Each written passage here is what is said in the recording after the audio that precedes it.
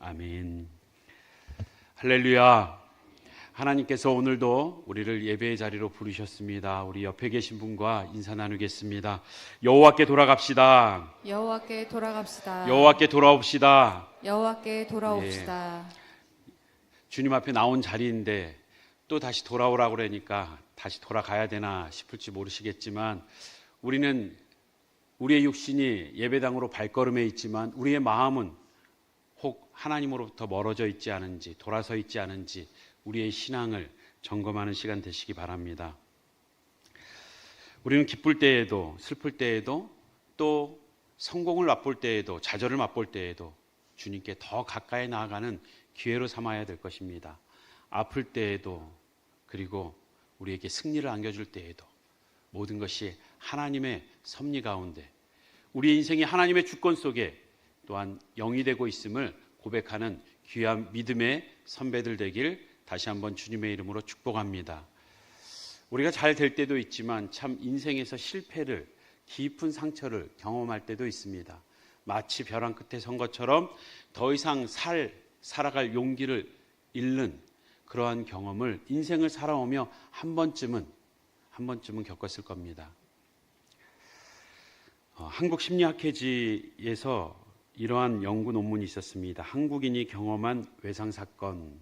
외상사건이라고 하면 외부로부터 상처를 받는데 이것이 삶을 포기하게 만들 만한 더 이상 삶의 의미를 갖지 못할 그러한 큰 아픔을 겪은 적이 있는가 물어봤을 때에 그의 인생에 한 번 이상 이 큰 상처, 인생의 좌절을 몇 번 경험이 있는 사람들이 71.9%, 거의 3분의 2 이상이 이러한 경험을 해봤다는 것입니다.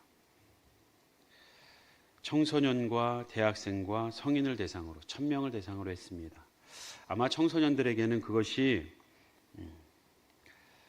시험에 대한 실패, 3년을 아니 6년을 정말 입시를 위해서 달려왔는데 당일에 몸이 좋지 않고 컨디션이 좋지 않아서 실력 발휘를 못했을 때 아예 질병으로 인해서 그 자리에 있을 수 없었을 때 그들은 인생의 큰 아픔을 겪어야 했을 겁니다. 학창시절 서로에게 따돌림을 당하고 집단적인 수모와 수치를 당할 때 그들은 인생에 있어서 깊은 상처, 씻을 수 없는 상처를 경험했을 겁니다.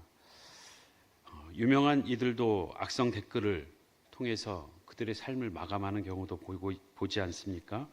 우리는 정신적으로도 그 수치와 그 모멸감 속에 깊은 우울을 경험하며 삶을 더 이상 살아갈 수 없는 상황에 놓이기도 합니다. 또한 경제적인 어려움, 직장을 내려놔야 되는 그리고 그 부도를 더 이상 막을 수 없는 상황, 육신의 질병과 갑작스러운 사고로 우리는 이러한 모습으로 이러한 상태로 더 이상 살아갈 수 없다라고 삶을 내려놓는 그러한 경험들, 내려놓고 싶지만 현실은 계속 달려야 하기 때문에 그 깊은 아픔을 끌어안고 계속 달려가는 이들 많이 있을 것입니다. 한 자매가 이러한 경험을 합니다. 정말 피아니스트로 예술가로 화려한 삶을 살고 정말 열심히 살고 나름대로 자부심을 갖고 살아가는 그녀에게 종교를 갖고 있는 이들이 이해가 되지 않고 오히려 나약한 자들이 저 교회에 다니고 있다고 기독교인들을 오히려 경멸했던 그녀가 암을 선고받고 나서 자신의 삶이 무너지는 것 같고 자기 힘으로 할 수 없는 이제 1년밖에 살지 못하는 이 삶을 두고 어떻게 남은 삶을 정리해야 될지 몰라 방황하고 있을 때에 그 마음이 주저앉고 있을 때에 신앙생활을 열심히 하는 지인을 통해서 중보기도 요청을 하고 기적적인 회복을 경험합니다. 야, 정말 하나님이 살아계시는구나. 하나님이 나를 사랑하시는구나. 그런데 그 이후에도 다시 한번 시한부 선고를 받고 회복되었던 그 몸이 다시금 악화되면서 다시 시한부 선고를 받고 다시 회복의 은혜를 누리고 다시 시한부 선고를 받고 4번에 걸쳐서 시한부 선고를 받으면서까지 그녀가 다시 일어설 수 있었던 것은 전에 처음 시한부 선고를 받았을 때의 그 두려움과 공포가 아닌 이제는 새롭게 그 삶을 맞이하는, 준비할 수 있는 기회로 삼고 있었습니다. 사랑하는 성도 여러분, 무엇이 우리로 하여금 앞으로 전진하지 못하게 합니까? 무엇이 우리의 삶을 주저앉게 만듭니까? 건강을 잃어서, 때로는 무너진 관계로, 때로는 불의의 사고와 또한 우리의 경제적 어려움으로 우리의 깊은 삶의 좌절을 맛보아야 될 때, 그때에 우리는 어떻게 회복될 수 있는지, 오늘 본문에는 이 자매보다 어찌 보면 더 비참한 주인공이 등장합니다. 그는 힘이 있었고 능력이 있었고 누구라도 그 앞에 무릎 꿇게 만들 수 있는 타고난 권세가 있었는데 모든 힘을 잃었습니다. 이제는 두 눈이 뽑히고 앞을 볼 수 없는 장애를 가졌습니다. 이제 내 몸 하나 추스릴 수 없는 그런 가운데에서 많은 원수들에게서 그 원수를 갚기는커녕 조롱거리가 되고 그 앞에 노예로 끌려다니듯 재주 부리는 삶이 그의 남은 인생이었습니다. 더 이상 살고 싶었을까요? 전의 삶을 생각한다면 더더욱 지금의 삶은 견딜 수 없는 치욕 속에서 스스로 목숨을 끊고 싶었을 겁니다. 그는 무엇이 그에게 소망이었길래 마지막까지 그는 사명을 감당할 수 있었을까? 하나님께 쓰임받을 수 있었을까? 비참한 삼손이 여전히 소망이 있었던 이유, 그것은 하나님이 함께 계셨다라고 성경은 말하고 있습니다. 우리의 삶이 어떤 상황에 있든지 여전히 소망이 있음은 우리의 인생의 주인이 내가 아니라 하나님이시오, 왕 대신 하나님이 함께 하시기에 우리는 마지막 순간에도, 그 비참한 순간에도 삶의 분명한 목적을 가지고 우리에게 주신 사명을 감당해야 될 그 길이 분명히 있는 줄 믿습니다. 하나님께 쓰임받을 때 우리의 인생은 의미가 있고 가치가 있습니다. 어떤 자가 쓰임을 받는가? 아니, 쓰임받기 위해서 우리가 꼭 기억해야 될 것이 있습니다. 그것은 첫 번째, 하나님을 떠나간 인생은 희망이 없다는 겁니다. 하나님과 단절된 인생, 마치 스스로 열심을 내고 수고하여 땀을 흘리고 그 열매를 얻고 그 성공을 쟁취하는 것 같지만 결국에는 그 인생이 덧없고 그 이상의 소망을 얻을 수 없다는 겁니다. 특히 그 인생의 마지막에, 아니 그 인생에 살아가면서 달려가면서 한 번쯤 경험하게 되는 그 실패와 좌절 속에서 하나님을 떠난 인생은 소망을 발견하지 못하는 겁니다. 오늘 본문에서 블레셋 사람들이 다곤 신전에 모여서 삼손을 조롱합니다. 우리가 읽은 첫 절 23절을 보십시오. 블레셋 사람들의 방백, 그들에게 있어서는 원수였던 삼손, 우리의 신이, 다곤 신이 삼손을 우리에게 넘겼다라고 그 다곤 신을 섬기는 큰 제사를 드립니다. 그 백성들도 마찬가지입니다. 이어지는 24절을 보면 자기들의 신을 찬양한다라고, 찬양했다고, 야 역시 우리 블레셋의 신이 저 이스라엘의 신보다 강하다라고 그의 이름을 높입니다. 그때의 25절에 보면 삼손은 그 원수들의 눈앞에서 재주를 부리는, 그리고 그렇게 노예로 전락해버린 그의 비참한 모습을 그리고 있습니다. 분명 삼손은 하나님께 받은 사명이 있었지만 자기의 욕망을 따라, 그리고 교만에 빠진 결과였습니다. 하나님이 그의 주권으로 내어주셨습니다. 그들이 원수를 잡았다라고 생각할지 모르지만 하나님은 삼손을 징계하기 위해 그들의 손에 붙이신 것입니다. 결국 그의 몰락은 하나님의 징계였습니다. 하나님을 떠나는 것, 우리는 이것을 영적인 교만이라고 합니다. 교만은 단지 윤리적으로 내가 누구보다 더 우위에 있다라고 생각하는, 그래서 자기를 자랑하는 것을 교만이라고 하지 않고, 교만의 본질은 하나님을 떠나 있는 그 상태, 하나님을 떠나서 살 수 있다라고 하는, 하나님과 같이 살 수 있다라고 하는 그 모습이 우리 죄악 가운데 가장 뿌리가 되는 죄악임을 우리는 기억해야 합니다. 여러 가지 죄악 중에 하나가 아닙니다. 그것은 모든 죄의 뿌리가 되는 근원입니다. 하나님을 떠나는 것, 하나님 없이 살 수 있다는, 그것은 곧 하나님을 대적하여 일어나는 우리의 영적인 교만입니다. 1900년대 초 세계 최고의 유람선이 만들어지지요. 그리고 첫 시승의 자리에서 이 어마어마한 유람선을 지금까지 우리는 보지 못했다. 이 유람선은 그 어떤 누구도 침몰시킬 수 없다. 그 자리에서 선장은 선언합니다. 하나님도 신도 이 배를 침몰시킬 수 없다라고 선언한 것이 마치 보란 듯이 우리가 익히 알고 있듯이 그 큰 배가 침몰하는 사건. 우리의 영적인 교만은 우리가 정말 아무것도 아님을 뼈저리게 느끼게 되는 순간을 겪을 때에 아무런 도움이 되지 않습니다. 오히려 더 깊은 절망으로 빠지게 만듭니다. 예레미야 9장 23절 말씀입니다. 여호와께서 이와 같이 말씀하시되 지혜로운 자는 그 지혜를 자랑하지 말라, 용사는 그의 용맹을 자랑하지 말라, 부자는 그의 부함을 자랑하지 말라. 맞습니다. 우리가 살다 보면 우리보다 더 지혜로운 자들을 만나게 돼요. 우리보다 똑똑한 사람, 우리보다 더 힘있고 추진력 있는 용맹한 사람 있습니다. 그 차이가 다릅니다. 태어날 때부터 그 부함을 자랑할 만한 이들도 있습니다.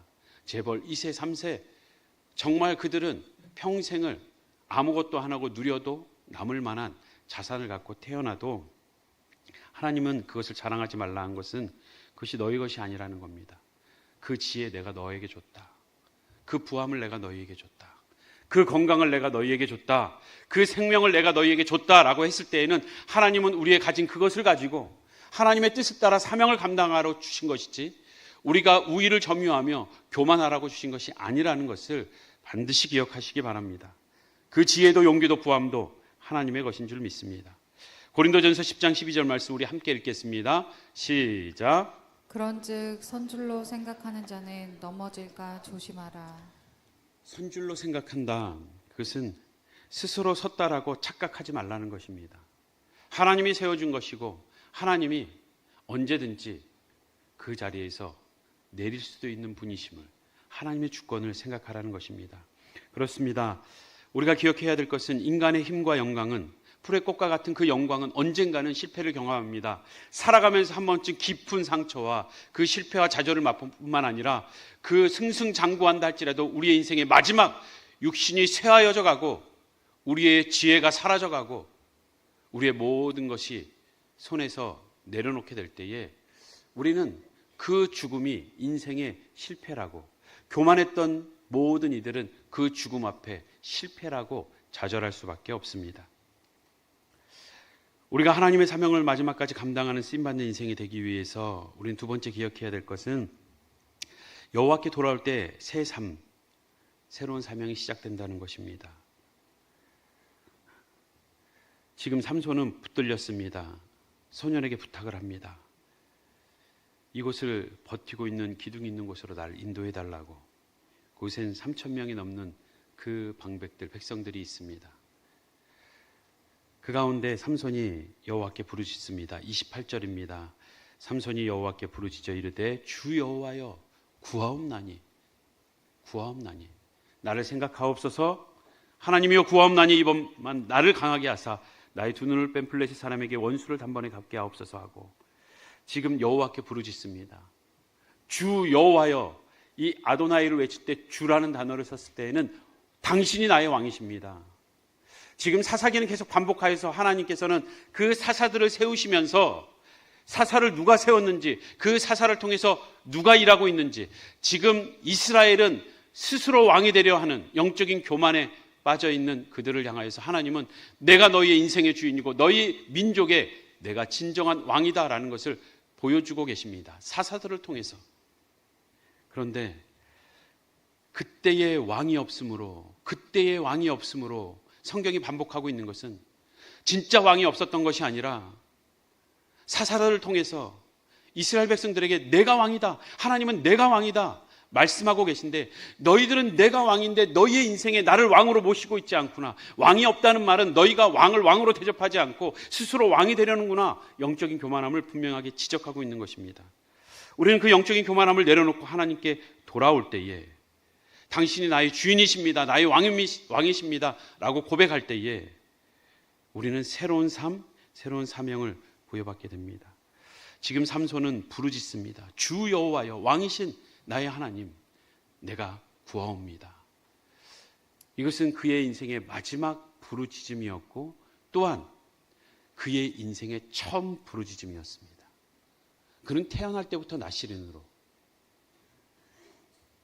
예수 그리스도를 예표하듯 그는 수태고지 가운데 출생하였어요. 아브라함에게 말씀하시고 잉태할 수 없는 사라에게서 그 이삭을 잉태케 하심으로써 예수 그리스도를 예표한 것처럼 삼손도 그러하게 날 수 없는 동정녀에서 예수 그리스도를 허락하시고 예수 그리스도로 말미암아 인류를 구원한 것처럼 삼손은 날 수 없는 여인의 몸에서 그 수태고지와 함께 생명을 주시고 나시린으로 나면서부터 그 능력을 갖고 난 정말 금수저와 같은, 영적인 금수저와 같은 인물이었습니다. 그럼에도 그것이 마치 자기의 것인 것처럼, 자기가 수고하여 얻은 것처럼 착각하며 자기 욕망과 쾌락을 위해 살았던 그의 어리석은 모습, 그 자기의 욕심을 채우고자 자기의 개인적인 원수를 갚고자 행했던 일들을 통해서라도 하나님은 하나님의 일을 하시고 원수를 갚으시고 이스라엘을 구원하시는 역사를 이루는 그러한 모습을 볼 수 있습니다. 그런데 그가 여호와를 찾지 않고 부르짖지 않았던 그가 이제 아무것도 할 수 없는 그 자리에서 인생의 실패와 좌절, 깊은 상처 가운데 더 이상 일어설 수 없는 자리에서 주님을 향하여서 부르짖습니다. 내가 할 수 있는 것이 없습니다. 그 능력이 내 것이 아니었습니다. 하나님, 나에게 힘을 주십시오. 한 번만 힘을 주십시오. 하나님을 의지하는, 하나님을 부르짖는 이 장면, 우리가 읽은 앞절 22절에는 삼손의 머리가 다시 자라기 시작하였더라라고 표징을 보여주고 있습니다. 그는 나시린에게 삭도를 머리에 대지 말라는 말씀과 함께 마치 이것이 수수께끼 비밀과 같고 이것으로 인해서 머리를 자르지 않은 것으로 인해서 힘이 솟는 것처럼 생각했지만 삭도를 댔기 때문에 그가 힘이 사라졌다고 생각했을지 모르지만 그 머리를 기르게 하시고 힘을 주신 분이 하나님이시라는 것을 지금 이 순간에 뼈저리게 느끼고 있는 것입니다. 머리가 다시 자랐다. 그래서 머리털이 자라서 그래서 힘을 다시 얻게 된 것이 아닙니다. 지금 머리털이 자라고 있는 것은 하나님이 그에게 다시금 은혜를 주시는 표징을 보여주시는 것이지 그 힘은 하나님께서 주셨고 하나님이 주신 사명을 감당하라고 허락하신 것이었습니다. 그의 깊은 상처와 함께 주님께 나아가는 그 간절한 기도를 하나님께서 들으십니다. 시편 기자가 고백했던 것처럼 여호와는 마음이 상한 자를 가까이 하시고 충심으로 통회한 자를 구원하시는도다. 실패를 경험하고 깊은 상처 가운데 나오는 그 인생을 하나님은 그 마음이 상한 자, 상한 갈대를 꺾지 않는다. 그들을 외면하지 않는다는 겁니다. 하나님께 진심으로 회개하며 돌아오는 자에게 회복을 주시겠다는 시편 기자의 믿음의 고백입니다. 이사야서 40장 29절 말씀 우리 함께 읽겠습니다. 시작. 피곤한 자에게는 능력을 주시며 무능한 자에게는 힘을 더하시나니. 피곤한 자, 무능한 자, 그 힘과 능력이 하나님께 있음을, 하나님이 더하실 수 있음을 말씀하고 있습니다. 그렇습니다. 하나님은 무너진 삶도 다시 일으켜 세우시는, 그의 택한 자들을 징계해서라도 다시금 붙드시고 일으켜 세우시는 사랑의 하나님이요, 일으킬 수 없는 상황이 없는 전능한 하나님이신 줄 믿습니다. 우리가 하나님께 쓰임받기 위해 기억해야 될 마지막 세 번째는, 왕이신 하나님은, 우리의 인생의 진정한 왕이신 하나님은 최후 승리를, 마지막 그 진정한 승리를 우리에게 주신다는 겁니다.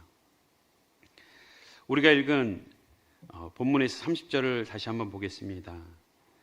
삼손이 블레셋 사람과 함께 죽기를 원하노라 하고 힘을 다하여 몸을 굽히매 그 집이 무너집니다. 방백들과 온 백성에게 덮입니다. 그런데 이 죽을 때 죽인 자가 살았을 때 죽인 자보다 더 많았다고, 그의 죽음을 통해서 이스라엘의 구원이 시작됨을 보여주고 있습니다. 삼손은 마지막 힘을 다해 두 기둥을 밀어 블레셋을 무찔렀습니다. 죽음의 순간에도 다시 그를 일으켜 세워 사명을 감당케 하시는 하나님. 그의 죽음은 끝이 아니었습니다. 이스라엘의 구원의 시작이었고 그의 인생의 죽음도 그것으로 실패가 아니라 오히려 그 죽음의 순간까지 그 죽음을 통해서 사명을 감당케 하심으로써 승리를 안겨주시는 하나님의 역사를 볼 수 있습니다. 진짜 승리는 마지막 우리의 죽음 이후에 우리가 누리게 될 것입니다. 온전한 승리는 그 죽음 이후에 누리는 승리가 온전한 승리이기에 우리는 그 죽음을 두려워하지 않습니다. 우리는 그 마지막까지 사명을 감당합니다. 그 죽음을 내놓고서라도 우리가 사명을 감당하는 주의 백성들입니다. 우리가 잘 아는 나치치아에 투옥하며 신앙을 지켰던 보네포 목사님, 그는 마지막 자신의 번호를 부르고 사형의 자리로 가는 순간에 동료들에게 그렇게 인사했습니다. 내가 지금 가는 이 순간은 끝이 아니라 새로운 시작이라고. 그는 진정한 승리가 있음을 알기에 그 죽음의 순간도 두려워하지 않고 사명을 끝까지 감당할 수 있었습니다. 삼손의 죽음을 통해서 이스라엘의 구원이 시작된 것처럼 예수 그리스도의 죽음을 통해서 우리의 승리가 시작되었습니다. 그 승리는 다시 오시는 그날 온전히 누리겠지만 이미 완성된, 이미 구원의 승리가 시작되었고 우리는 그 승리를 오늘 살아가는 이 순간부터 누릴 수 있습니다. 고린도전서 15장 57절 말씀, 예수 그리스도의 승리는 부활로 말미암아 우리에게 안겨주셨다라고 말씀하고 있습니다. 우리 함께 읽겠습니다. 우리 주 예수 그리스도로 말미암아 우리에게 승리를 주시는 하나님께 감사하노니. 그가 다시 오시는 그때에 그가 어떠한 모습으로 오시는지, 그 승리가 누구의 것인지 요한계시록에도 분명히 말씀하고 있습니다. 그들이 어린 양과 더불어 싸우려니와 어린 양은 만주의 주요 만왕의 왕이시므로. 이제 어린 양으로 인간의 달려드는 그 죽이려고 달려드는 모습 앞에 힘없이 죽어가는 어린 양의 모습이 아니라 이제는 모두를 심판하는 만주의 주 만왕의 왕으로 오실 것임을, 그들을 이기실 터이요 또 그와 함께 있는 자들, 그의 성도, 부름받음, 택함받은 오늘 거룩한 우리 성도들을 향하여서 우리도 그의 부활과 함께 심판주로 오시는 그때에 우리도 그 승리를 누릴 것이다 라고 말씀하십니다. 사랑하는 성도 여러분, 우리는 넘어져도 그것으로 끝나는 것이 아니라 다시 일어서는 은혜가 있습니다. 우리는 다시 일어나서 마지막 죽음을 앞에 두고도 달려갈 수 있는 사명을 감당하는 자들입니다. 이것이 성도의 모습이요 또한 우리의 삶이 되어야 될 줄 믿습니다. 사랑하는 성도 여러분, 무너진 자리에서, 쓰러진 그 자리에서 하나님께 진심으로 부르짖고 계십니까? 무엇이 우리의 인생의 발목을 잡고 있습니까? 그 상황을 두고, 그 사건을 두고, 그 삶의 자리에서 하나님께 부르짖을 수 있는 우리 모든 성도님들 되시길 주님의 이름으로 축복합니다. 삼손은 구원자였습니다. 불완전한 구원자였습니다. 하지만 그의 삶은 예수 그리스도를 예표하고 있습니다. 삼손같이 허랑방탕하고 이기적으로 자기의 정력을 위해 살았던 인물을 예수님의 예표라고 얘기하기엔 조금 불편하게 들리는 이들도 있습니다. 하지만 성경의 어떤 인물도 어떤 사건도 예수 그리스도를 비추고 있는 그림자, 정확히 보이지 않지만 흐릿한, 또 때로는 모호한 그림자이지만 정확히 예수 그리스도를 드러내는, 온전히 드러내는 인물과 사건은 없습니다. 그래서 마치 구약의 그 예수 그리스도를 드러내는 예언들이 예수 그리스도의 실체가 왔을 때 면과 면이 마치 딱 맞는 예표는 없습니다. 마치 그 끝이 맞는 것처럼, 모서리가 맞는 것처럼 일부에 그 맞춰지는 그 사건과 인물의 행동을 통해서 우리는 예수 그리스도를 바라보게 되는 겁니다. 믿음의 조상 아브라함이, 모세가, 여호수아가 그리고 다윗이 예수 그리스도를 예표하고 있으면 우리가 잘 알지만 그 아브라함의 믿음 없는 행동, 그로 말미암아 낳은 이스마엘, 이것이 예수 그리스도를 예표하는 것은 아닙니다. 모세의 구스 여인을 취하는 행동, 다윗이 밧세바를 범하는 이 행동들, 이것이 그들의 삶 전체가 예수 그리스도를 예표하지 않습니다. 다만 이스라엘을 다스리는 왕으로서의, 또한 이삭을 바칠 때에 드려진 이삭의 모습, 그 순간순간 한 장면이 그리스도의 모습과 예표되고 있습니다. 이것이 신약이 구약을 해석하고 있고, 또한 예수님이 스스로 자신의 모습을 해석할 때에도 내가 너희에게 더 이상 요나의 표적 외에 보여줄 것이 없다. 그가 물고기 뱃속에 3일간 있었던 것처럼 예수님께서 수호를 경험하는 그 3일, 죽음 가운데 있었던 그 3일, 요나가 예수님을 예표한다고 그의 삶 전체가 예수님을 얘기하지 않지요. 요나는 불순종으로 그 물고기 뱃속에 갔지만 예수님은 순종함으로 그 수호를 경험하는 것입니다. 다르지만 맞는 그 예표, 오늘 삼손의 이 모습도 죽음으로 구원을 이루는 그 예표적 사건은 예수님도 십자가의 죽음으로 죄와 사망의 권세를 무찌르는 예수님의 구원 사역을 예표하고 있습니다. 삼손과 예수님은 당시에 이스라엘 사람들이 죄인이 되어서 적들에게 넘기고 그 누구도 죽음으로써 우리를 구원해 달라고 애원한 사람 없었지만 스스로 그 죽음으로 구원을 이룬 것처럼 그 삼손의 죽음으로 시작된 구원, 마찬가지로 예수님이 그 죽음으로 이루신 승리, 이것은 삼손이 예수 그리스도를 드러내고 있음입니다. 예수님을 예표하는 공통점입니다. 예수님께서 죄를 짓는 우리를 죽기까지 사랑하시는, 우리는 알지도 못하는 죄 가운데 있는, 그래서 무지하여서 어떻게 구원받아야 될지도 모르는 우리를 향해서 하나님이 얼마나 사랑하시는지를 우리에게 보여주시는 예표적 사건이요, 또한 예수 그리스도의 십자가 죽음은 실체가 되는 것입니다. 로마서 5장 8절 말씀 우리 함께 읽겠습니다. 시작. 우리가 아직 죄인 되었을 때에 그리스도께서 우리를 위하여 죽으심으로 하나님께서 우리에 대한 자기의 사랑을 확증하셨느니라. 아멘. 우리는 죄인이어서 아무것도 모를 그때에 우리가 요구하지도 않았지만 스스로 죽으심으로 우리에게 영원한 생명을 주셨습니다. 삼손과 다르게 예수님은 십자가에서 죽으심으로 끝나지 않고 다시 부활하셔서 영원한 승리를 이루시고 오늘 우리로 하여금 그 부활의 첫 열매 되신 예수 그리스도로 말미암아 오늘 우리가 그 승리를 누리면서 경험하면서 살아가라고, 쓰러진 자리에서, 무너진 자리에서, 숨막히는 그 순간에 예수 그리스도를 바라봄으로 다시 일어서길 원하시며 일어설 능력을 주시는 그 십자가의 능력, 이 보혈의 능력을 경험하길 원하십니다. 우리의 육신은 세월이 흘러가며 후패해지지만 우리의 속사람은 날로 새로워진다는 사도 바울의 고백처럼 우리가 주님 앞에 서는 날이 가까워질수록 더욱더 그 승리를, 영적인 승리를 더 많이 경험하며 주님 앞에 더 가까이 나아가는 성도님들 되시길 주님의 이름으로 축복합니다.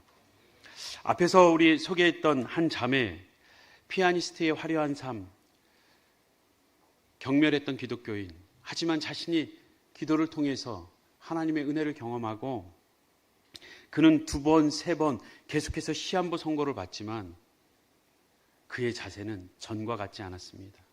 이제는 담담하고 담대하고 이제는 그의 사명이 더욱 분명해지고 남은 삶을 무엇을 위해 살 것인가? 나는 어떤 목적을 향해 살 것인가? 그의 삶이 시한부 선고를 받은 이후 10년이 넘는 세월 동안 너무나 보람있게, 너무나 가치있게 쓰임받은 것을 우리는 알 수 있습니다. 제가 이 자매의 처음 간증을 83회 항암 치료를 할 때 처음 들었어요. 근데 그가 죽기 전까지 150회의 항암 치료, 150회 이상의 항암 치료했습니다. 어마어마하죠. 처음에는 너무 이뻤어요. 항암 치료하는 사람 맞아? 물론 머리는 가발이었습니다. 처음부터.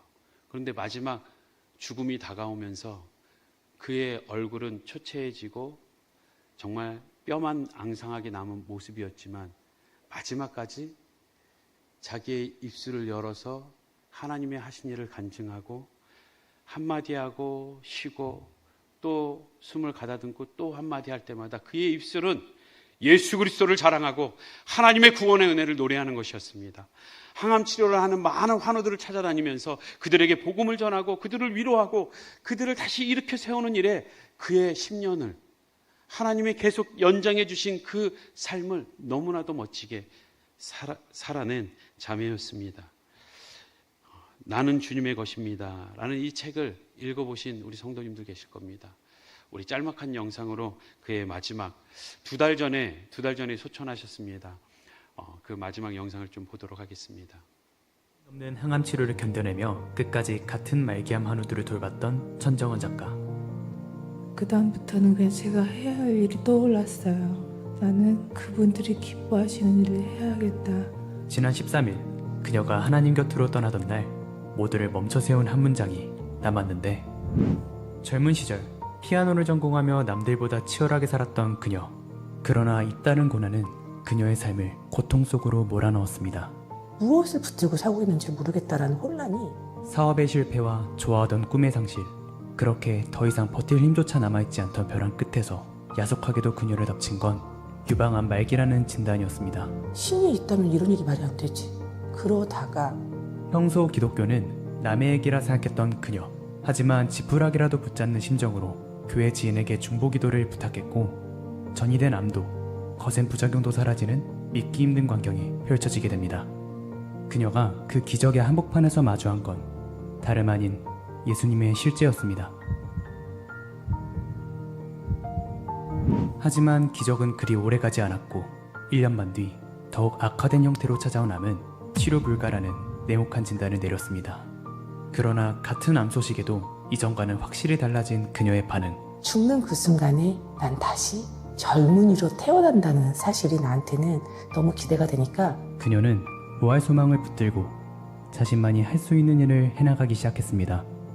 100번이 넘는 항암치료 속에서도 많은 이들을 돌보며 복음을 전하는 일을 멈추지 않았던 그녀. 지난 13일 밤 마지막까지 미소를 머금은 채 하나님께로 향했습니다. 그녀가 떠나는 길에 당부한 한 가지. 그렇게 그녀가 떠난 자리엔 슬픔 대신 천국 입성을 축하하는 따뜻한 잔치가 열렸습니다.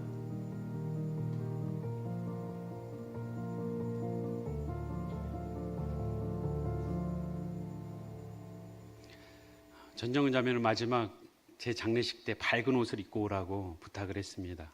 천국 환송이니까요. 너무나 행복한 그 순간을 함께 축하해달라는 것이죠. 사랑하는 성도 여러분, 삼손은 불완전한 구원자였습니다. 하지만 예수님은 그 구원을 완전히 이루셨습니다. 그 구원을 통해서 오늘 우리에게 승리를 안겨주고 계십니다. 예수 그리스도는 죽으시고 다시 부활하셔서 그 승리가 온전히 누리기까지, 또한 이 땅 위에서 우리가 누리라고 말씀하고 계십니다. 그 부활의 신앙이 천정은 자매의 신앙 고백처럼 우리들에게도 마지막 죽음을 내어드리면서까지 주님 앞에 가치 있는 가장 소중한 삶을 살아갈 수 있는 우리 모든 성도님들 되시길 주님의 이름으로 축복합니다. 하나님을 나의 왕으로 모실 때에, 우리가 주님께로 다시 돌아갈 때에 우리의 인생은 새로워질 줄 믿습니다. 우리 다 함께